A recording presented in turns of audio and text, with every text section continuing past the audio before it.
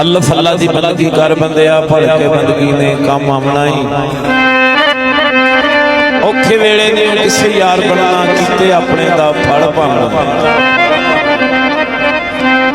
सच्चे बादशाह ने जो सद मारी घड़ी फेर न किसे रकावना ही। अली अदरा कर जिक्र तोई द्वाला जे कर विच भाषण दे जावना।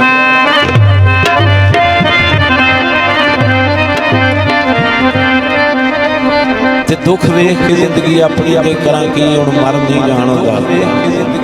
एक अफसोस रहा लिखे अपने ते बाजू किस्मतां सुख नहीं पाना। अफसोस रहा लिखे अपने ते बाजू एडा नेर नेर गुबार दुनिया इत्थों सुखियां लंघ नहीं जाण हुंदा। रहिंदी चुप भी नहीं कसूर वंदा नहीं अपना हाल सुनाना।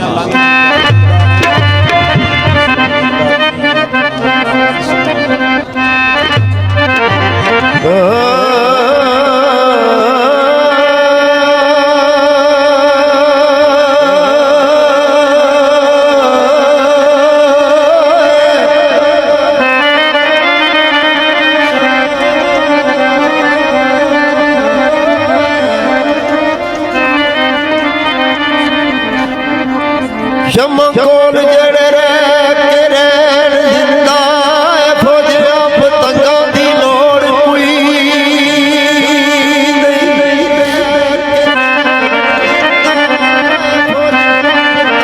ओ जड़े ना शरीयत दियां तोड़ दे फौजिया पतंगा दी लोड़ कोई